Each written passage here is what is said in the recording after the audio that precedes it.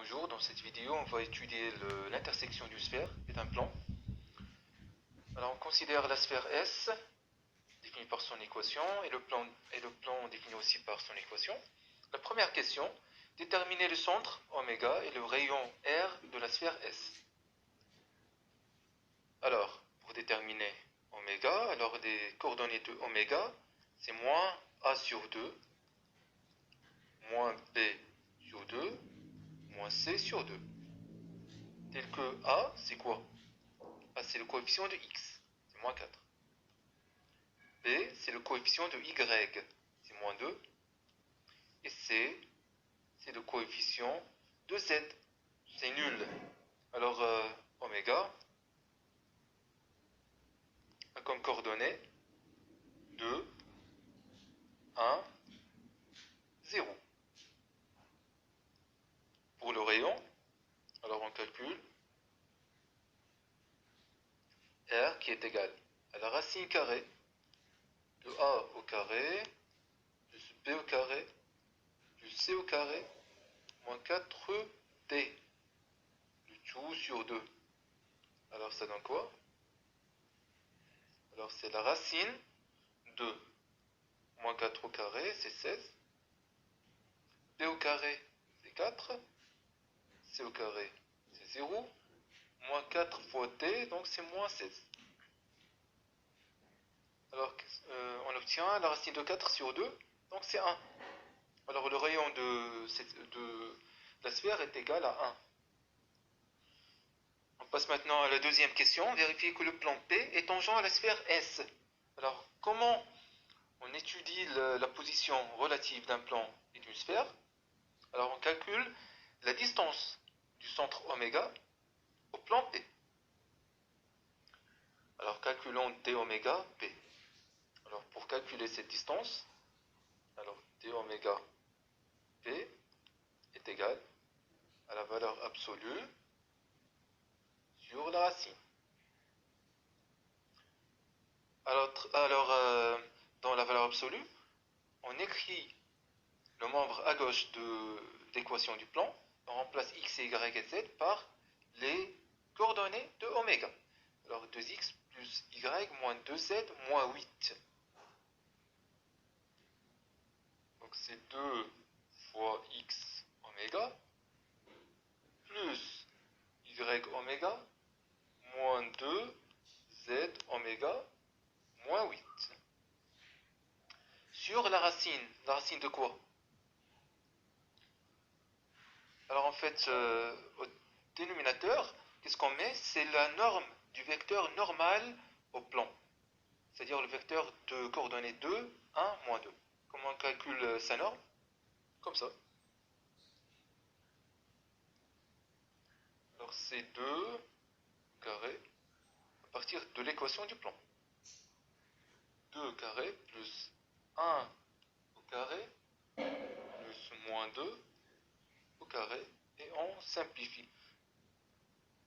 Alors déjà, x oméga, y oméga et z oméga, on les a déjà calculés.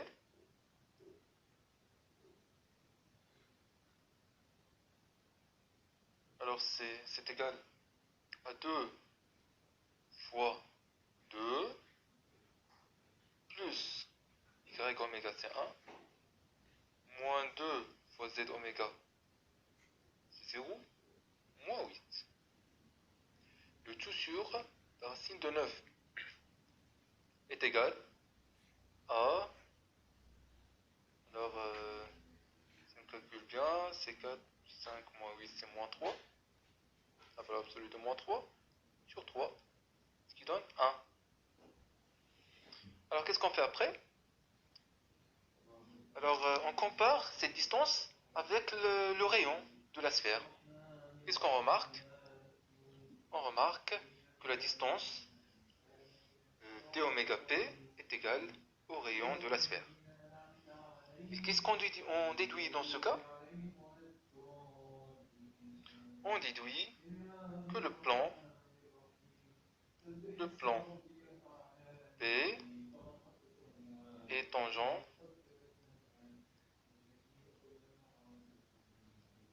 à la sphère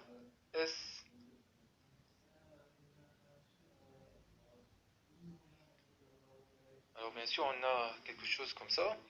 Donc le plan P est tangent à la sphère en un point H. La troisième question, donnez une représentation paramétrique de la droite delta qui passe par oméga et qui est perpendiculaire au plan P.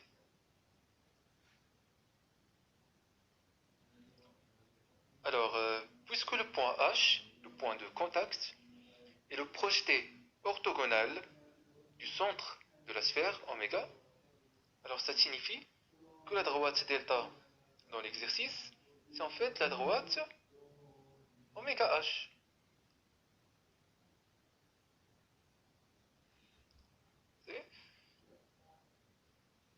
On nous demande de donner une représentation paramétrique de delta. Alors en fait, on a besoin d'un point qui appartient à delta.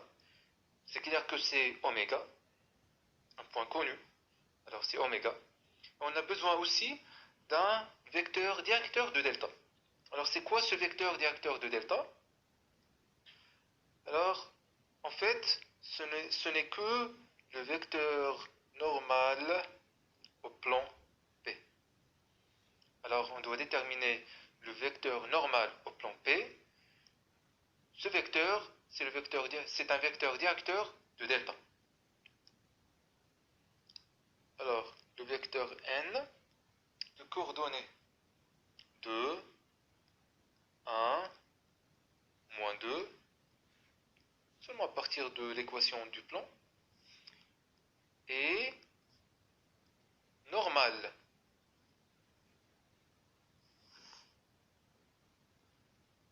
AP. Donc,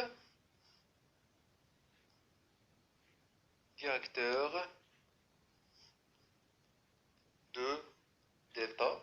En plus de ça, on sait que delta, d'après l'exercice, passe par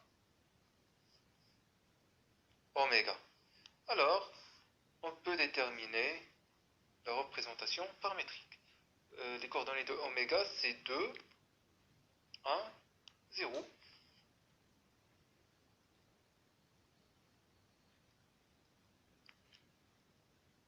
Z est égal. Alors, on commence d'abord par le point.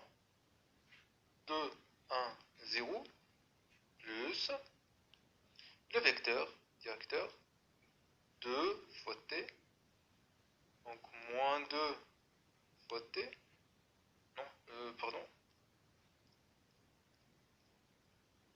plus 1 fois t, ici plus moins 2 fois t, tel que t, c'est le paramètre, appartient à R.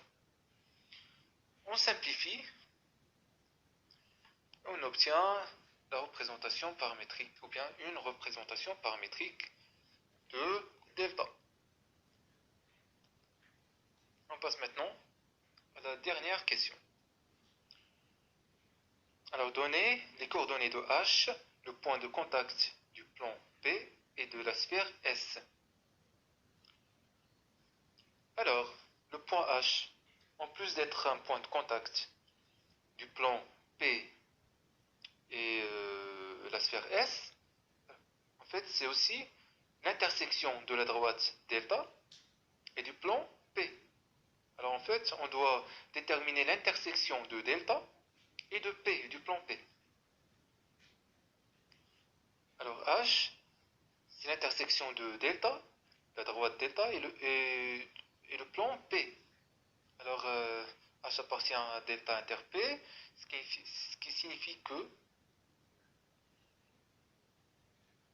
il existe T appartenant à R tel que X. Alors, bien sûr, X, Y et Z sont les coordonnées de H. Alors, est égal à 2 plus 2t, 1 plus t, moins 2t. En plus de cela, puisque H appartient à P, alors ces coordonnées vérifient 2x plus y moins 2z moins 8 est égal à 0. La première étape, on remplace x par 2 plus 2t, y par 1 plus t et z par moins de t dans l'équation du plan. Alors, je vais noter ça 1, ça 2. Alors, qu'est-ce qu'on obtient?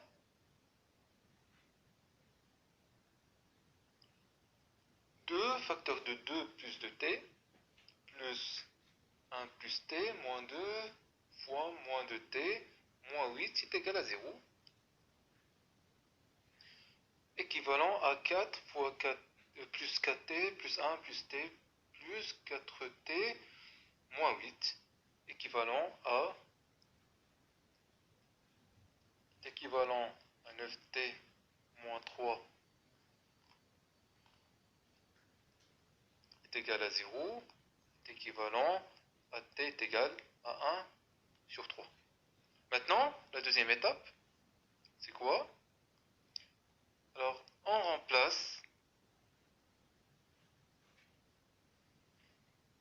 t par 1 sur 3 dans 1. Et on obtient